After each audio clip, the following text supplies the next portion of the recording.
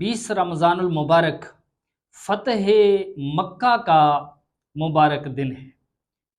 حضرات محترم، فتح مکہ وہ فتح ہے کہ جس کی فتح میں نہ صرف مسلمانوں کو خوشی ہوئی بلکہ آسمانوں پر فرشتے بھی فتح مکہ سے خوش ہوئے۔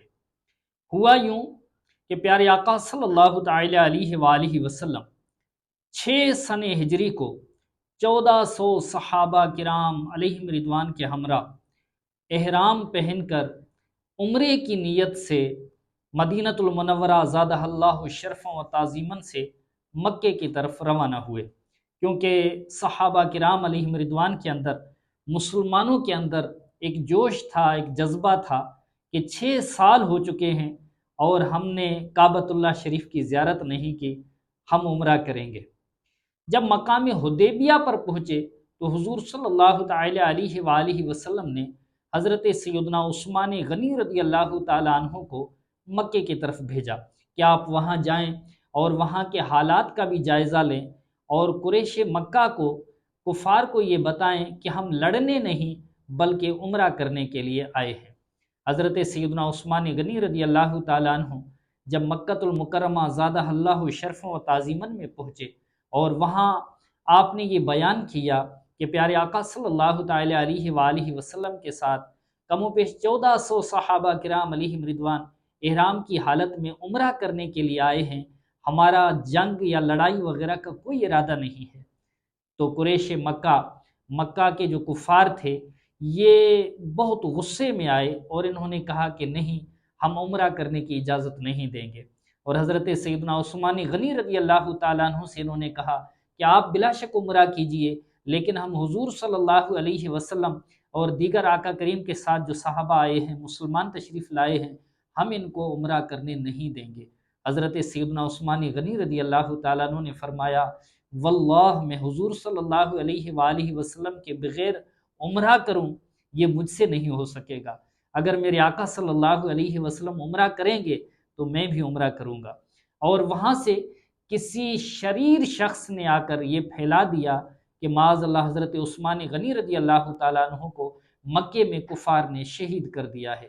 آقا کریم صلی اللہ تعالی علیہ وآلہ وسلم اور تمام صحابہ کرام علیہم رضوان جو سرکار کے ساتھ تھے، انہوں نے عرض کی کہ یا رسول اللہ صلی اللہ علیہ وسلم، ہم حضرت عثمان غنی رضی اللہ تعالیٰ عنہ کا بدلہ ضرور لیں گے اور ہم یوں واپس نہ جائیں گے۔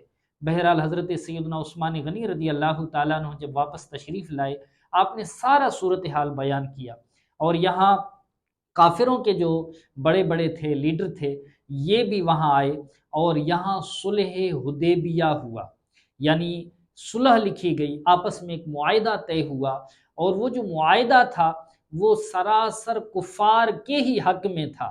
ان معاہدے میں انہوں نے یہ لکھوایا کہ اس سال مسلمان عمرہ نہیں کریں گے۔ حضرات محترم، آپ غور کیجئے کہ کوئی شخص اپنے گھر سے عمرے کی نیت کے لیے روانہ ہو، احرام بھی باندھا ہوا ہے، اور ان کو اگر آگے اجازت نہ ملے تو ان کو کتنی تکلیف ہوگی۔ بہرحال حضرت سیدنا عمر فاروق اعظم رضی اللہ تعالیٰ عنہ تو جلال میں آ گئے اور عرض کی یا رسول اللہ صلی اللہ علیہ وسلم، کیا ہم کفار سے ڈرتے ہیں؟ کیا ہم ڈرپوک ہیں؟ ہم کیوں نہیں کریں گے عمرہ؟ حضور صلی اللہ علیہ وسلم نے فرمایا، اے عمر، میں نے یہ نہ کہا تھا کہ ہم اس سال عمرہ کریں گے، عمرہ ضرور کریں گے لیکن اس سال عمرہ نہیں ہوگا۔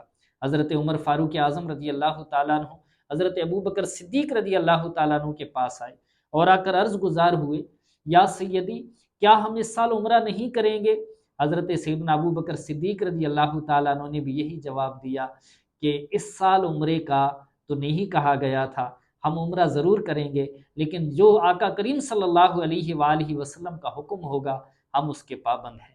بہرحال اس معاہدے میں یہ بھی طے ہوا کہ 10 سال کا جو معاہدہ لکھوایا گیا اس میں یہ لکھا گیا کہ قریش کے ساتھ جو ایک قبیلہ تھا، اس قبیلے کا نام بنی بکر تھا، یہ قبیلہ قریش کے ساتھ مل گیا اور یہ کہا گیا کہ اگر بنی بکر کے اوپر کسی مسلمان نے حملہ کیا تو گویا اس نے قریش کے اوپر حملہ کیا۔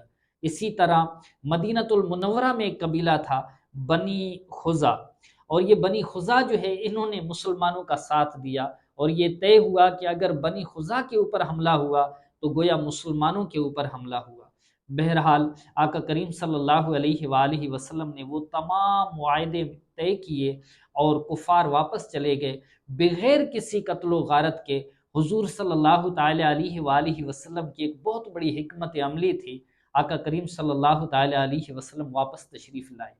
بہرحال حضرات محترم، جب 1.5 یا 2 سال کا عرصہ ہوا تو بنی بکر جو قبیلہ ہے یہ قریش کے ساتھ مل کر انہوں نے بنی خزا کے اوپر حملہ کر دیا، یہاں تک کہ بنی خزا کے 30 افراد کو انہوں نے قتل کیا۔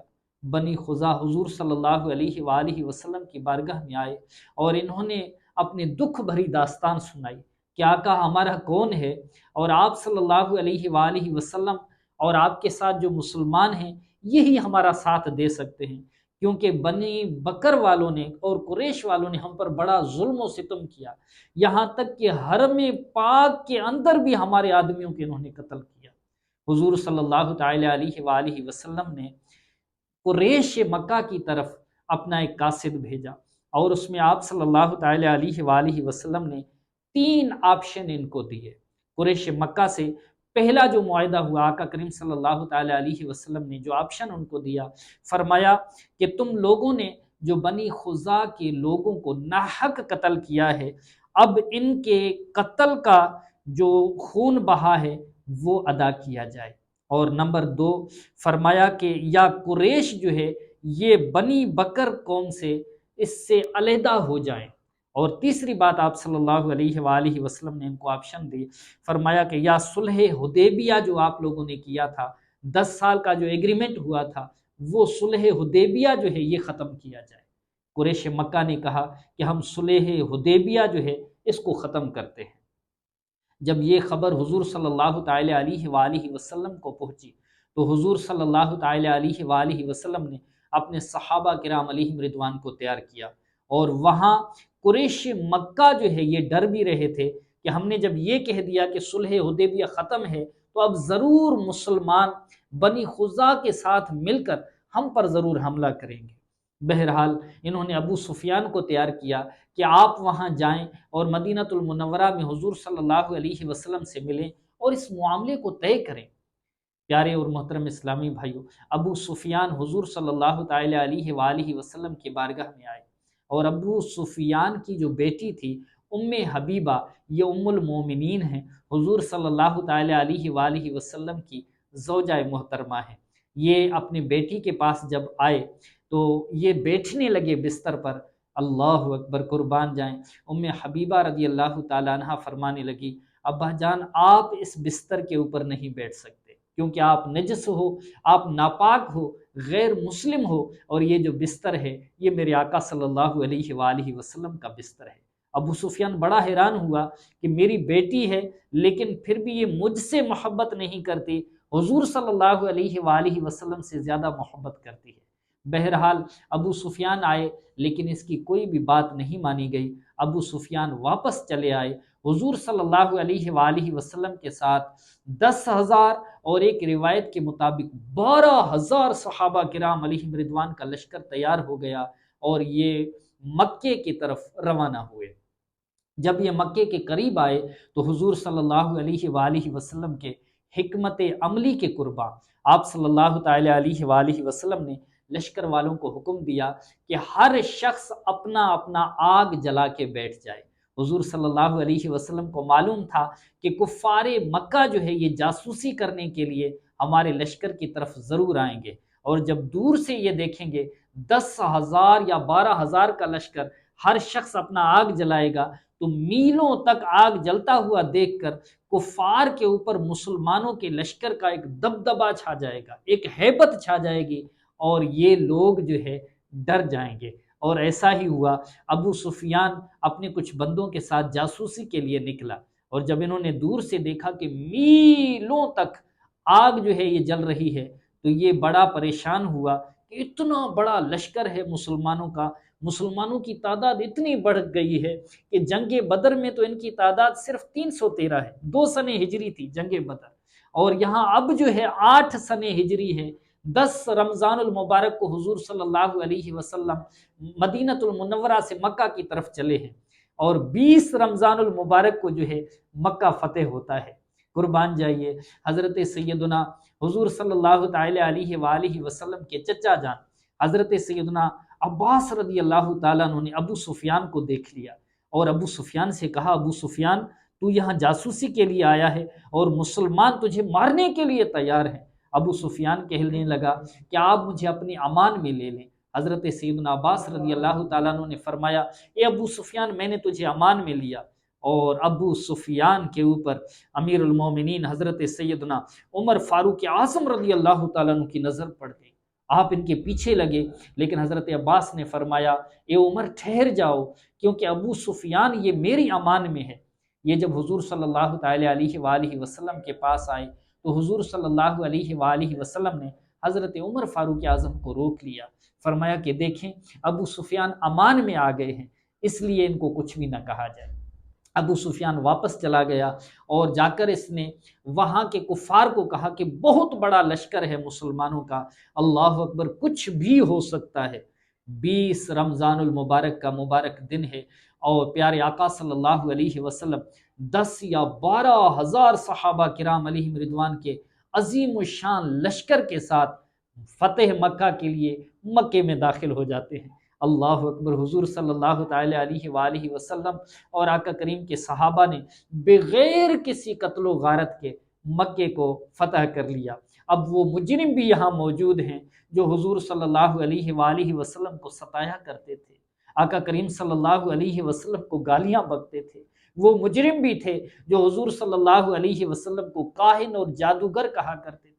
وہ مجرم بھی تھے جنہوں نے حضور صلی اللہ علیہ وسلم کے چچا جان حضرت حمزہ رضی اللہ تعالیٰ عنہ کو جنگ احد میں شہید بھی کیا تھا، اور شہید کرنے کے بعد آپ رضی اللہ تعالیٰ عنہ کی مبارک آنکھ اور مبارک کان اور مبارک ناک کو کاٹا گیا تھا، اور آپ کے کلیجے کو باہر نکالا گیا تھا، اس کو چبایا گیا تھا۔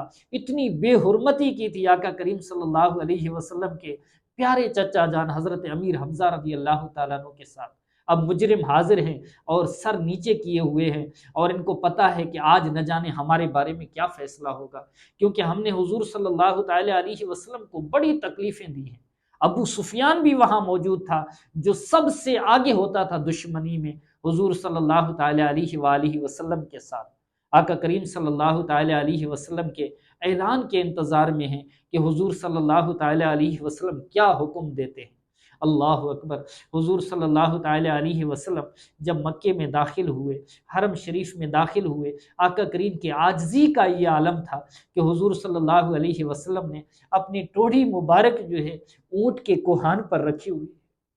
اللہ اکبر، جب کوئی بڑا فتح ہونا تو لوگوں کے اندر کچھ تکبر آ جاتا ہے کہ میں نے بڑی فتح یابی کی، لیکن قربان جائیں حضور صلی اللہ تعالی علیہ وسلم کی عاجزی پر، آقا کریم کی سادگی پر۔ کسی عاشق رسول نے کیا خوب کہا ہے، آقا تیری سادگی پہ لاکھوں، تیری عاجزی پہ لاکھوں، ہو سلام عاجزانہ مدنی مدینے والے۔ آقا کریم صلی اللہ علیہ وآلہ وسلم نے وہاں خطبہ ارشاد فرمایا، آپ کا بیان وہاں ہزاروں کے مجمع نے سنا۔ حضور صلی اللہ تعالی علیہ وآلہ وسلم نے جو خطبہ دیا، آپ نے جو بیان فرمایا، وہ قیامت تک کے مسلمانوں کے لیے تھا۔ آپ صلی اللہ علیہ وسلم نے پہلے ارشاد فرمایا، اللہ وحدہ لا شریک ہے، اس کے ساتھ کوئی بھی شریک نہیں، اور اللہ پاک نے آج مسلمانوں کو فتح یابی نصیب فرمائی۔ اور حضور صلی اللہ علیہ وآلہ وسلم نے مزید فرمایا کہ شراب جو ہے یہ تم پر حرام کی گئی ہے، یہ تمہارے اوپر ناپاک ہے۔ پھر حضور صلی اللہ تعالی علیہ وسلم نے فرمایا کہ کسی بھی گورے کو کالے کے اوپر، کسی بھی عربی کو اجمی کے اوپر، کسی بھی قوم والے کو کسی قوم والے کے اوپر کوئی فضیلت حاصل نہیں۔ فرمایا اللہ پاک کے ہاں وہ مقرب ہے جو زیادہ تقوی والا ہے، جو زیادہ پرہیزگار ہے۔ حضور صلی اللہ تعالی علیہ وسلم نے خطاب فرمانے کے بعد آخر میں ارشاد فرمایا، اے وہ لوگوں جنہوں نے ہم پر ظلم و ستم کیا، تم چاہو کہ تمہارے اوپر کیا کیا جائے، تم سے کیا سلوک کیا جائے، تم کیا کہتے ہو؟ اللہ اکبر۔ اب جو مجرم تھے اب یہ سوچ رہے تھے نہ جانے کیا ہوگا، آج شاید ہماری گردنیں اڑا دی جائیں گی۔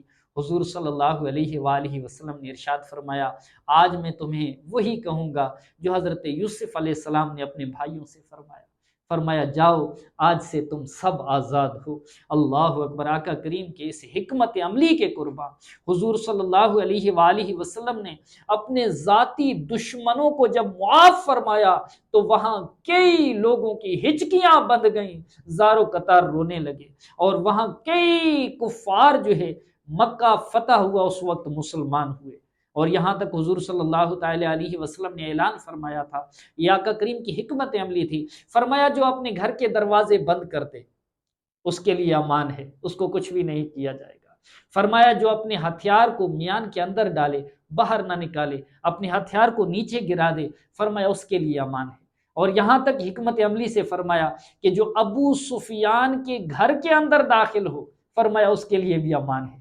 جب ابو سفیان نے یہ سنا تو وہ سوچنے لگا کہ قربان جائیں اس سرکار پر کہ اس پر ہم نے اتنے ظلم و ستم کیے، لیکن آقا کریم صلی اللہ علیہ وسلم پھر بھی میرا نام لے کر فرما رہے ہیں کہ جو ابو سفیان کے گھر چلا جائے تو اس کے لیے بھی امان ہے، اس کو بھی ہم کچھ نہیں کہیں گے۔ تو ابو سفیان بھی اس وقت کلمہ پڑھ کر مسلمان ہو گئے۔ سبحان اللہ۔ ان میں وہ لوگ بھی تھے جنہوں نے حضور صلی اللہ علیہ وسلم کی پیاری شہزادی حضرت بی بی زینب رضی اللہ تعالی عنہا پر بھی ظلم و ستم کیے تھے۔ بی بی زینب رضی اللہ تعالی عنہا پر اتنے ظلم کیے کہ آپ کی جو حمل تھی پیٹ میں وہ بھی گر گئی تھی۔ اللہ اکبر۔ آقا کریم نے ان سب کو معاف کر دیا۔ اب پیارے اور محترم اسلامی، ہزاروں کا مجمع ہے اور سب یہ چاہتے ہیں کہ حضور صلی اللہ تعالی علیہ وسلم ہماری دعوت قبول فرمائے، لیکن قربان جائیں حضور صلی اللہ علیہ وسلم پر کہ وہاں حضرت سیدتنا ام ہانی رضی اللہ تعالی عنہ، یہ حضرت سیدنا علی المرتضیٰ شیر خدا کرم اللہ تعالی وجہ الکریم کی بہن تھی۔ یہ بڑی غریب تھی، اپنے گھر میں اپنے بچوں کے ساتھ بیٹھی ہے، اور ان کے شوہر بھی ڈر کے مارے بھاگ گئے تھے۔ اللہ اکبر۔ جو کہ غیر مسلم تھے، وہ ڈر کے مارے بھاگے تھے۔ بی بی صاحبہ گھر میں ہیں اور بی بی صاحبہ سے جو ہے بچے یہ پوچھ رہے ہیں کہ حضور صلی اللہ علیہ وسلم کیسی شخصیت ہے؟ تو بی بی ہانی رضی اللہ تعالیٰ عنہ حضور صلی اللہ علیہ وسلم کے اوصاف بیان کرتی ہیں۔ اب بچے کہتے ہیں کہ امی جان، کیا ہمارے ماموں جان حضور صلی اللہ علیہ وسلم ہم غریبوں کے گھر آئیں گے؟ بی بی ہانی رضی اللہ تعالیٰ عنہ فرمانے لگی، واللہ عالم، پتہ نہیں ہمارے گھر آئیں گے یا نہیں آئیں گے۔ یہ ابھی بی بی فرما رہی تھی کہ دروازہ بجا۔ بی بی ہانی رضی اللہ تعالیٰ عنہ اٹھی، جب دروازہ کھولا تو دیکھا قربان جائیں دو جہاں کے والی صلی اللہ تعالی علیہ وآلہ وسلم تشریف لائے تھے۔ حضور صلی اللہ علیہ وسلم نے ارشاد فرمایا، اے میری پیاری بہن ہانی رضی اللہ تعالی عنہ، مجھے تو بہت سارے لوگوں نے دعوت کے لیے کہا، لیکن میں اپنے بہن کے گھر تشریف لایا۔ اللہ اکبر۔ بی بی صاحبہ نے جو کھجور کی چٹائی تھی وہ بچھا دی، اور جو تکیہ تھا اس میں کھجور کے چھال بھرے ہوئے تھے، وہ تکیہ پیش کیا۔ غریبانہ گھر ہے۔ اللہ اکبر۔ حضور صلی اللہ تعالی علیہ وسلم اس چٹائی پر بیٹھ جاتے ہیں اور اپنی پیاری بہن سے فرماتے ہیں، اے ام ہانی، تم ہمیں اپنے بابا حضرت عبداللہ کے واقعات بتاؤ، اور میں تمہیں اپنی امی بی بی آمنہ رضی اللہ تعالیٰ عنہا کے بچپن کے واقعات بتاتا ہوں۔ اللہ اکبر۔ بھائی اور بہن جو ہے کس طرح حضور صلی اللہ علیہ وسلم اپنی بہن سے محبت کرتے ہیں۔ قربان جائیے، حضور صلی اللہ علیہ وسلم نے فرمایا، آج اپنی پیاری بہن ام ہانی کے ہاتھ کا کھانا کھاؤں گا۔ اللہ اکبر۔ ام ہانی رضی اللہ تعالیٰ عنہا اٹھی اور فرمایا، آقا رات کی بچی ہوئی روٹی حاضر ہے۔ حضور صلی اللہ تعالی علیہ وآلہ وسلم نے پیٹ بھر کر اس رات والے روٹی کو کھا لیا، کوئی نفرت نہیں کی، یہ نہیں کہا کہ مجھے تازہ روٹی چاہیے۔ قربان جائیں آقا کریم کی سادگی پر، قربان جائیں حضور صلی اللہ علیہ وسلم کی عاجزی پر۔ تھوڑا سا شہد یا سرکہ پیش کیا گیا، حضور صلی اللہ علیہ وآلہ وسلم نے اس کو تناول فرمایا۔ اس سے وہ لوگ درس عبرت حاصل کریں جو اپنی بہنوں کو بھولے بیٹھے ہوئے۔ خوشی کے مواقع ہوں یا دیگر مواقع ہوں، اللہ پاک نے جن کو پیسہ دیا ہے یہ اپنے بہنوں کو بھلا بیٹھتے ہیں۔ قربان جائیں، مکہ فتح ہوا ہے اور ہزاروں لوگ دعوت بھی دے رہے ہیں، لیکن میرے آقا صلی اللہ تعالی علیہ وسلم اپنے بہن کے پاس تشریف لا رہے ہیں۔ بہرحال میرے پیارے اور محترم اسلامی بھائیوں، پیارے آقا صلی اللہ تعالی علیہ وآلہ وسلم نے جب مکہ کو فتح کیا، یہ ایسی خوشخبری تھی، یہ ایسی خوشی تھی کہ جس کی خوشی اللہ پاک کے فرشتوں نے بھی آسمانوں پر منائی۔ یہ 20 رمضان المبارک کا مبارک دن تھا، تو اس حوالے سے ہم نے مکہ جو فتح ہوا اس کے حوالے سے چند باتیں سنی ہیں، اور اللہ پاک ہمیں حضور صلی اللہ علیہ وآلہ وسلم کی سچی اور پکی محبت عطا فرمائے۔ مطالعہ کیا کریں کہ مطالعہ کرنے میں بڑی روحانیت ہے، بڑی روحانیت ملتی ہے۔ تاریخ کو پڑھا کریں کہ ہمارے صحابہ کرام علیہم رضوان نے اس دین متین کے خاطر کتنی قربانیاں پیش کی ہیں۔ اللہ پاک ہم سب کو فکر آخرت نصیب فرمائے، ہمیں حضور صلی اللہ علیہ وسلم کی سچی اور پکی محبت عطا فرمائے۔ آمین بجاہ النبی الامین صلی اللہ